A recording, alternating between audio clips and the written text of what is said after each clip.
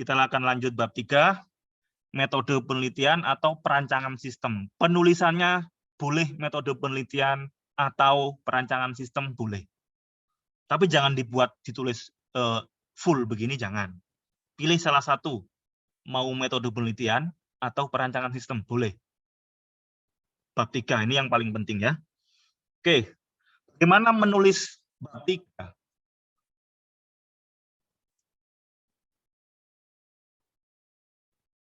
Struktur umum dalam tahapan penelitian.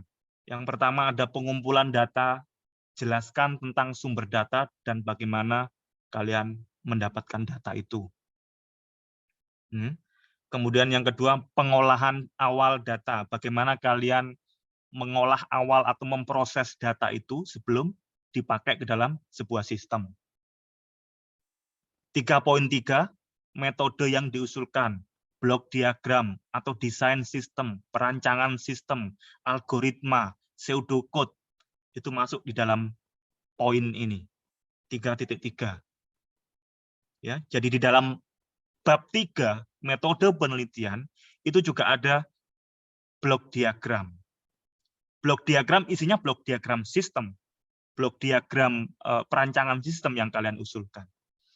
Kemudian dilanjutkan 3.4, eksperimen dan pengujian metode. Bagaimana kalian mengambil data, bagaimana kalian melakukan eksperimen, bagaimana kalian mengujinya nanti.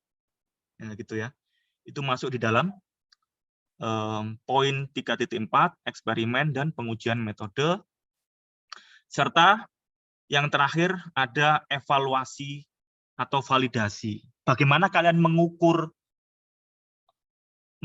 atau menghitung hasil eksperimen itu. Bagaimana memvalidasinya dari hasil eksperimen atau dari hasil implementasi perancangan sistem yang kalian terapkan itu. Itu ditulis. Ya. Itu bab 3.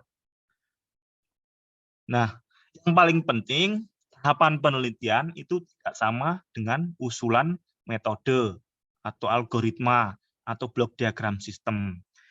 Kalau tahapan penelitian itu seperti ini. Jadi ini tahapan penelitian dari awal sampai akhir. Dari mulai membaca sampai menulis laporan. Itu tahapan penelitian namanya. Ya. Dari membaca, mencari referensi, sampai mengevaluasi, menulis laporan. Ya, itu tahapan penelitian. Nah, tahapan penelitian juga bisa ditulis seperti ini. Langkah-langkah kalian mengerjakan TA. Langkah-langkahnya apa ya? Membaca buku dari awal, studi pustaka, survei, baru kemudian merancang, mendesain, baru kemudian menguji, setelah itu mengevaluasi, mengukur, baru membuat laporan. Itu langkah-langkah metode penelitian. Tapi kalau blok diagram, ya isinya seperti ini. Jadi tolong dibedakan. Blok diagram penelitian sama blok diagram sistem itu berbeda. Blok diagram penelitian isinya kerangka umum. Bagaimana kalian menjalankan tugas akhir itu. Kalau blok diagram sistem, ya isinya cara kerja sistem itu seperti apa. Ya, sehingga judulnya lebih spesifik. Gambar ini gambar konsep pengembangan sistem TPA dengan IoT. Ya begitu. Ini juga proses komunikasi antar sistem. Ini juga diagram alir Arduino. Jadi judulnya spesifik, judul blok diagram, bukan judul blok penelitian. Kalau blok penelitian, ya seperti ini. Kalau blok diagram sistem, ya seperti ini. Ya. Oke. Nah, ini contoh bagaimana menuliskan bab 3, evaluasi dan validasi. Ada persamaan untuk menghitung performansi, ada variabel-variabel. Nah, ini semuanya masuk dalam bab 3. Jadi bab 3 itu kita siapkan sebelum kita running sistemnya. Bab 3. Apa saja tools-nya, alat-alatnya, hardware, software-nya, parameternya, setting-nya, desainnya. semuanya masuk bab 3. Baru ketika di-run, kemudian mendapatkan hasil, nah, itu baru masuk ke dalam bab 4. Ya. Prinsip dalam membuat metode, prinsipnya adalah STAR, structured, transparent, accessible, dan reporting.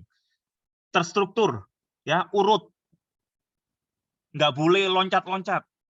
Flowchart itu kan begitu ya, ada input, proses, output, jangan dibolak-balik. Structure, kalau di dalam Islam itu apa? Tertib, nah, gitu ya. Wudhu itu ya membasuh tangan dulu, begitu ya. Jangan dibolak-balik. Maka urutannya harus detail, harus terstruktur. Kemudian transparan. Artinya apa? Metode yang kalian usulkan, blok diagram yang kalian usulkan, itu bisa dipakai oleh orang lain. Gitu loh ya. Datanya dari mana? Sumber datanya berasal dari mana? Jenis datanya apa? Sebutkan semua di situ.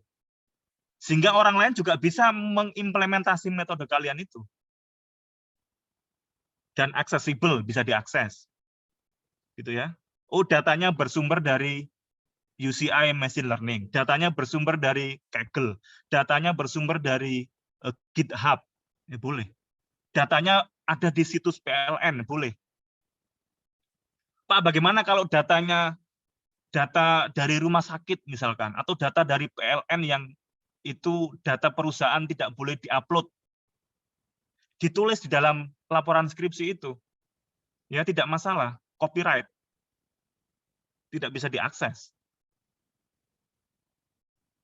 Tapi kalian bisa menyebutkan jenis datanya apa, kan begitu ya? Masa jenis datanya aja nggak boleh disebutkan? Jenis datanya misalkan berupa data tegangan dan data arus, data watt, data daya listrik, ya. Jenis datanya misalkan data informasi tentang kesehatan atau misalkan tentang hasil pengukuran denyut jantung, ya, jenis datanya. Kemudian reporting, ya, dilaporkan.